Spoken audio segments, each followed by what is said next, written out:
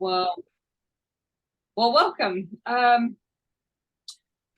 thought about you guys all week, as I usually do. I leave Monday and I think about you all the week, and I ponder what I'm going to do for the following week. And okay, one of the things that's been that I've experienced this month, this moon cycle, is I've really had, I don't know if I would say a heart opening, but it more like an awareness of coming from my heart space. People have, I've had many people have come up to me and said asked me like, "Are you always in your head?" or "Why do you look nervous?" And I'm like, I'm like, oh, okay. I mean, I guess I am always in my head, but I hadn't really thought about that or what that meant. And then I went to a woman who her name's Jennifer Halls. She's a psychic, and she is a reverend from the program that I'm studying at, and she gave me a reading.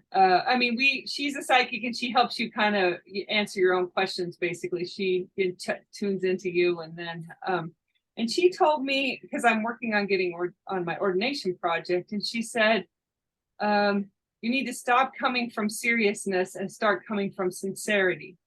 And that's something that we've learned in energy healing school, about the difference between being serious and being sincere. And I was like, huh. And she had me really feel it in my heart. Sincerity is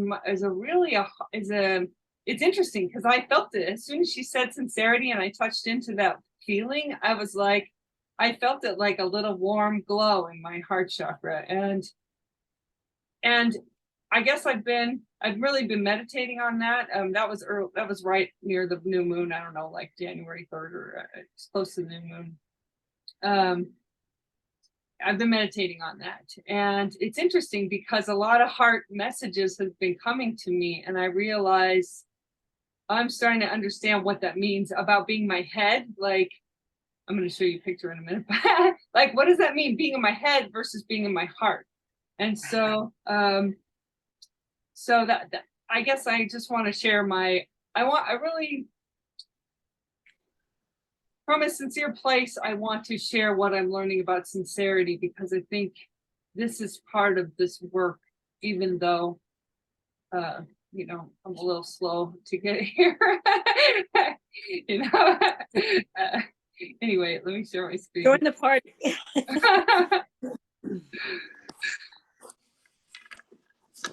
So, okay, I am sharing my screen. We'll look at last quarter moon in Capricorn here. So I'm going to talk about the last quarter because it's, the most of this week is last quarter week, and I wanted to refresh us on the moon, but I think it's good. It pairs nicely with what I want to talk about. So let me read this excerpt from the Revelations of the Aramaic Jesus. Oh, I'll tell you the background of this book is this guy has been studying Aramaic, Jesus's Aramaic, for like 40 years or whatever. He's written a bunch of books, Neil Douglas Klotz, and he wanted to understand. I can't remember. I read the full introduction, but he wanted to have a better understanding of what Jesus's teachings really were. So he decided to go back to studying Jesus's language, which was Aramaic, to see if he could have a better understanding and insight into what Jesus really said, rather than the Greek translation. So, and then he gives these interesting things where in the book he has you do, like, I don't know, Aramaic was a Semitic language related to Hebrew and Arabic. And there's a lot of like meaning to the, in Hebrew, from studying the Kabbalah, Hebrew, all the letters mean something. And when they add up, they mean something, right? When you add the letters up, they mean something. The numbers mean something. And just like in, okay, what's that? Dance with the letters. What's that called? Eurythmy? Eurythmy. And even in eurythmy, like all the sounds have an energy, right? And so yes, it sounds like the Aramaic people, the nomadic people of Jesus's time, were much more in touch with how the sound of the letter and the energy was connected. Because so as this guy has studied, Neil Douglas Clodd studied Aramaic, he's gotten a deeper insight into the feeling and the energy behind the letters. So it's only a couple paragraphs, but I'm going to read you this. Oh, Angie, I am reading an excerpt from Revelations of the Aramaic Jesus. You shall know the truth, and the truth will make you free. That's from John 8:32. That's the translated version from the Bible, the Greek translation. When or if Jesus said these words, he said them in Aramaic, one of several ancient Semitic languages rooted in thousands of years of Southwest Asian nomadic experience.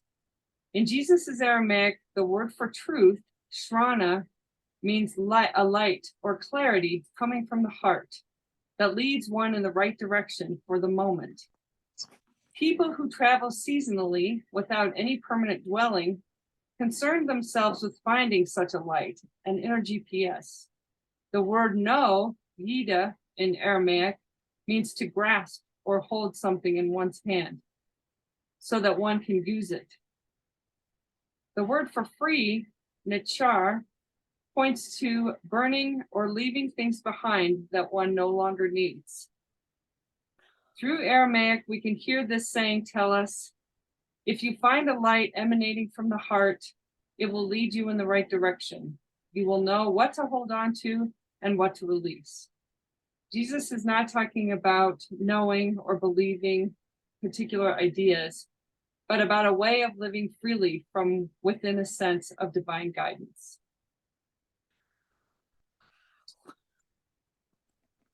So, oh, wow. Isn't that beautiful? I thought that was so beautiful. That's yes. That's the introduction of this book. And then I'm on the chapter. He does that. He translates the Lord's Prayer, and it's so beautiful. I was describing it to Scott the other day, and I was bawling because it's so beautiful. This wow.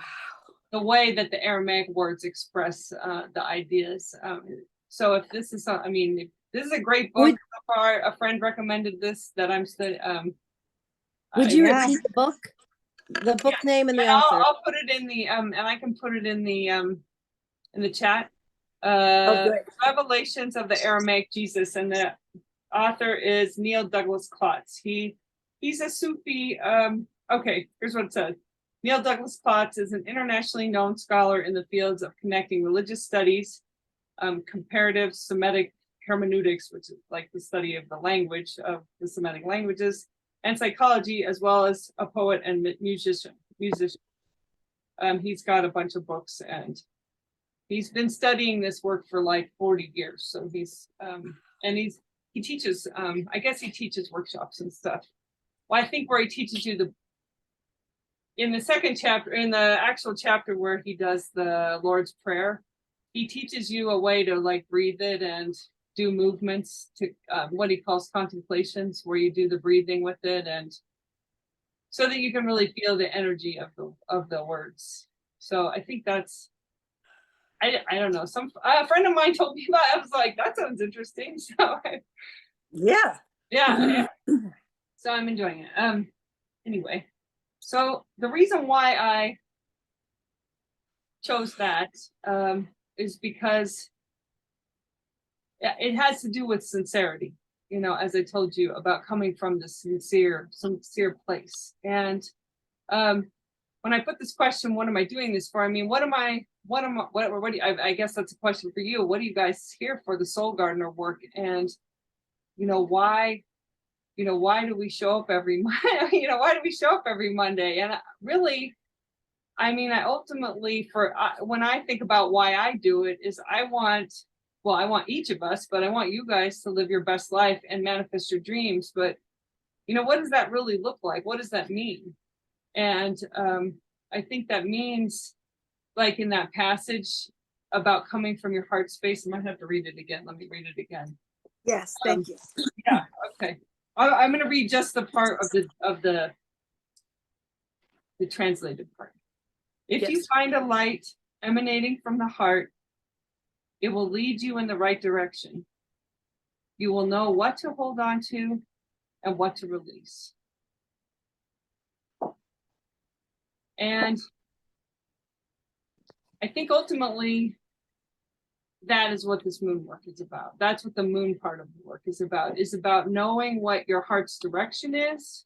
That's what we do in the, right? When we do the first quarter moon, we identify what those desires are and what we want to bring, what we want to bring into our lives. We take action on it, and then we observe what's going on, and then we let go of it. And what I thought was so beautiful about this idea of like being a nomad and having to like let go of, right? I mean, if you have a limited amount of stuff you can take with you, you have to know what to keep and what to get rid of, right? You obviously take, anything you have to start a fire or whatever, but you might get rid of, some other thing that didn't, you know what I mean? Like, I just think that's an interesting thought about what we are carrying with us and how we figure out what to let go of.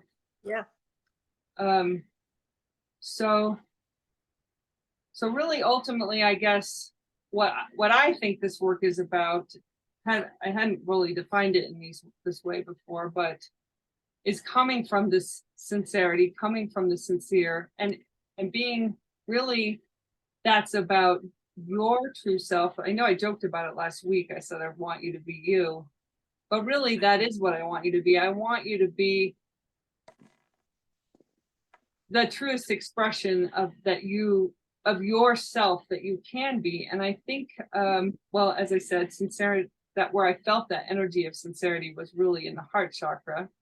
And the reason I put this picture is, in one of the recent classes, I talked about how the subconscious, our programs, for the most part, are stored in the lower three chakras, like, because our childhood experiences are really in these lower three chakras. So this part of our energy system is the past. When someone says I'm in my head, I was like, oh, I'm spending a lot of time in the future, like looking in the future, trying to figure out what I'm doing in the future. And I'm not here in the heart where you're in the present moment and you can take action and actually do something. I'm up here, daydreaming about what it could look like, right? And so as I've meditated on sincerity, I've really spent time before I got this book, even like I had this session a couple weeks ago, and then recently I just got this book in the mail a couple days ago, and I was like, oh my gosh, it's all about being in this heart space and how we connect with, it's about really how we connect with, if you want to call God, like the living cosmos, right? He doesn't even really call him Father, and the Aramaic word, like in the Lord's Prayer, is more about connecting with the beauty of nature and the kind of flowing change that's all around us, right? This unfolding of life that's happening all around us, and we're part of that. So as I've, so really that's important, to live in the present, right? And to have some sense of direction, again, in your heart, have some divinely inspired direction, but to also be in the present moment. So I put this quote in that we were talking about last week. If you're depressed, you're living in the past. If you're anxious, you're living in the future. If you're at peace, you're living in the present. And, when I found this to be true, often when I'm in a fearful place, I am afraid of some future thing that hasn't happened yet. Or if I'm depressed, I am experiencing some childhood thing. So sincere, the etymological definition is pure, unmixed, unadulterated, free from pretense or falsehood, whole, clean, pure, uninjured, unmixed, sound, genuine, pure, true, candid, truthful. And as I mentioned last week, the CERE came from care to KER to grow. I think it's worth meditating on what this word means to you, because what I think it means is, when I think of sincere and coming from that place of finding that energy, it takes me back to a part of myself that's childlike, and where I can find real joy, like genuine joy from the things that I really love, instead of it's without, when I think of the versus serious, when I think of the serious thing, that's like, I'm serious when I think about all the things I have to do to be a good adult or a good parent, all the things I was told I needed to do, all the, you know, all the ways in which we live that our parents told us we had to do and live by, and all the, family things and the programming we've gotten from society, right? Like, I'm not saying go, become sociopath or anything, but like, you want to come from a place where it's authentic, right? Where it's really your authentic heart space. Like, what is it that you really want to do? When I say your heart's desires, what is it that you like truly enjoy, truly brings you value, brings you fulfillment, and moves you, speaks to you on the deepest levels of the, what is the truth of your soul being? It's, not like a subjective truth, but like, who is the real authentic person that is attempting to continue to shine, right? Shine brighter. So at the last quarter moon, I think that I'm glad that we are talking about the last quarter moon tonight, because I think one of the most powerful things of this moon work is the releasing. Because if you get in a place of sincerity, it starts to become obvious, hopefully it becomes obvious what is in alignment with you, like what works for you and what doesn't. Just use Scott as an example. He lives in the modern, he's a night owl. He has to conform to sometimes to a day where he has to get up early in the morning and work, but that's not his true nature. His true nature is to stay up and do art late into the night and sleep till 10 or 11 in the morning. So like that's just a small example. Like, what kind of things could you let go of if you were sincere about what really worked for you, what was really right for you? Physical things, food things, I don't know, emotional things, spiritual things. What really is your heart calling to you for? What really brings you that feeling that you're 100% you, I guess, is what I think is sincere.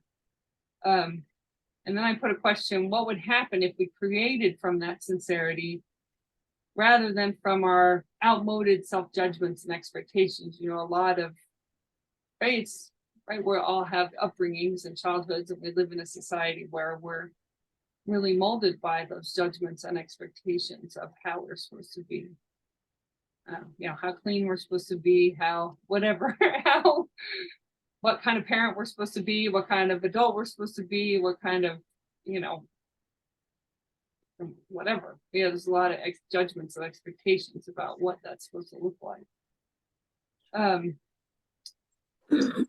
So sincerity in the moon rhythm. I think it's interesting. This moon work, we've talked, this group has talked about how kind of this growth process is a lot more about the stripping away.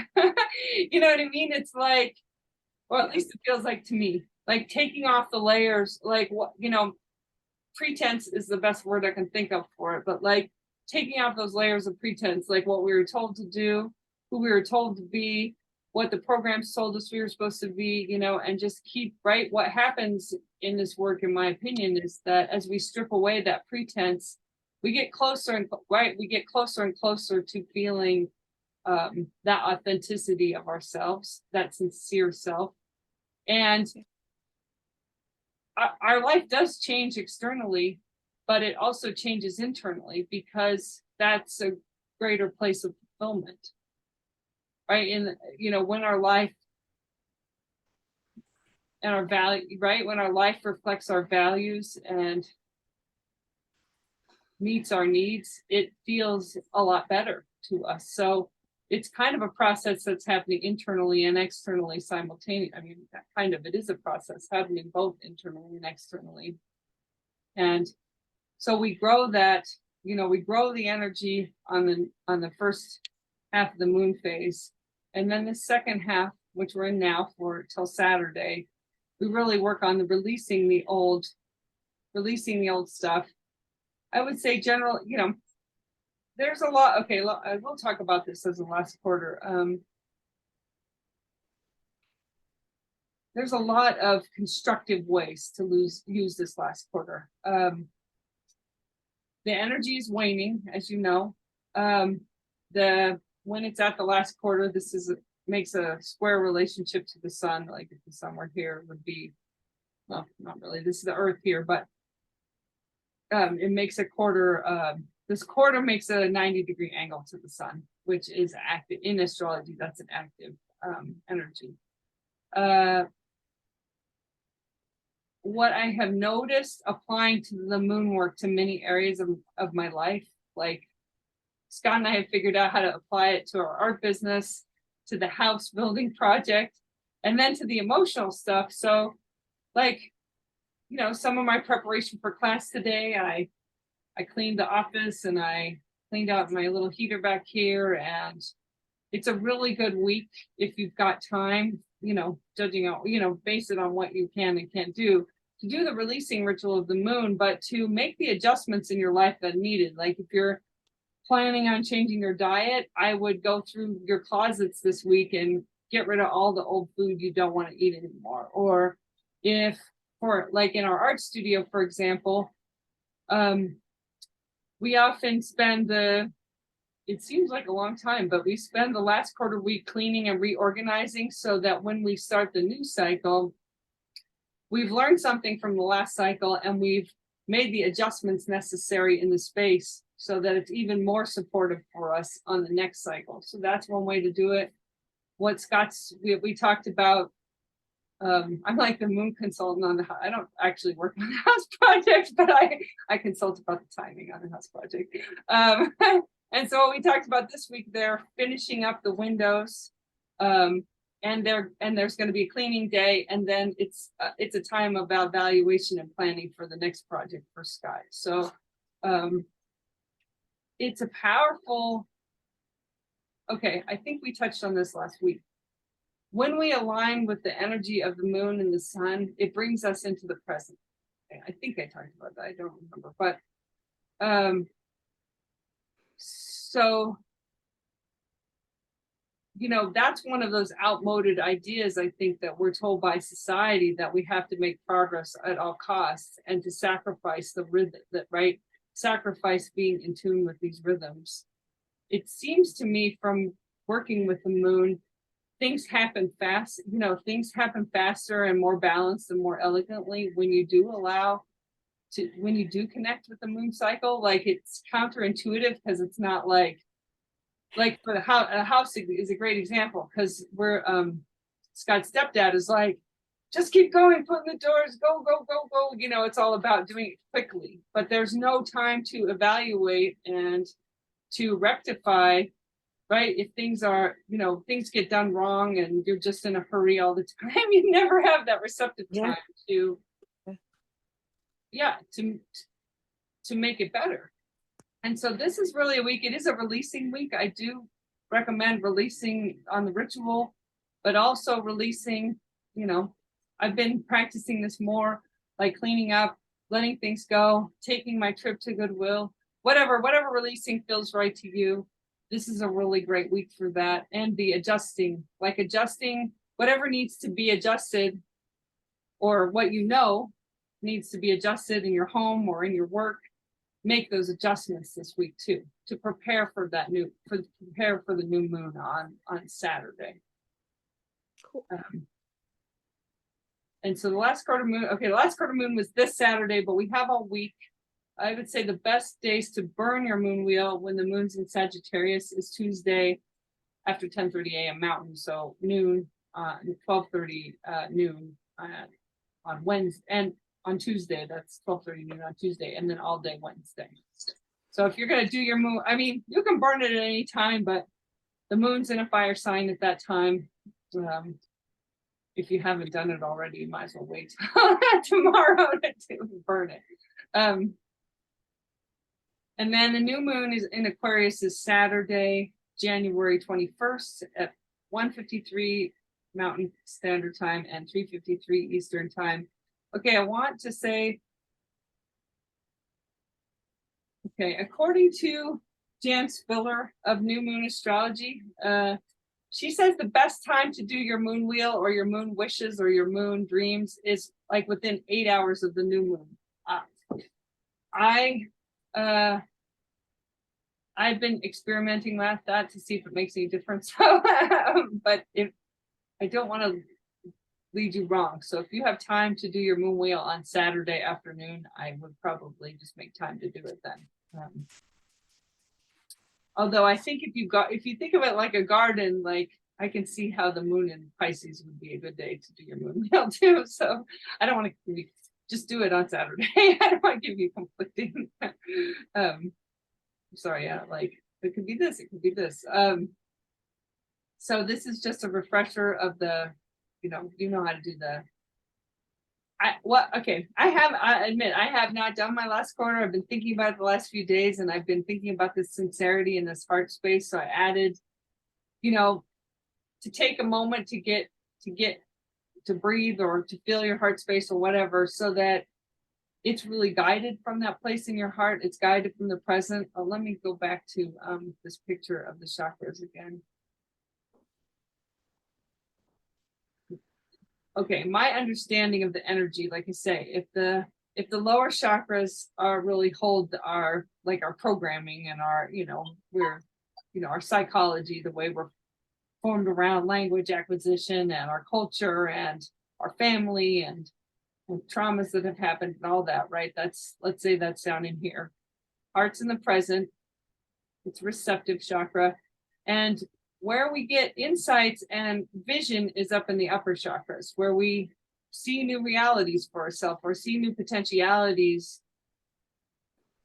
I do believe we get those insights from the upper chakras, where we see new possibilities for ourselves.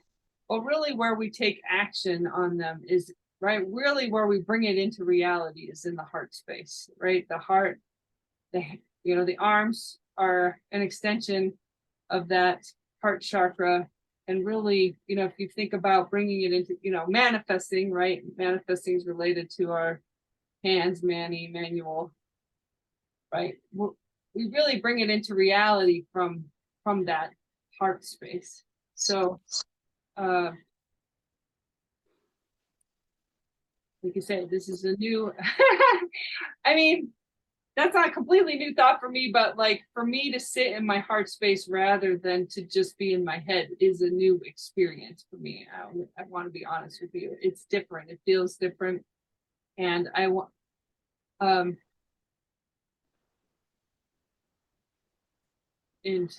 good, but it's like a new, like I have to let go of that habit of wanting to be in my head and wanting to live in a wherever, in the spirit realm or the alternate reality or whatever. So you guys know how to do that. And I guess that's my last slide. And I can pause it.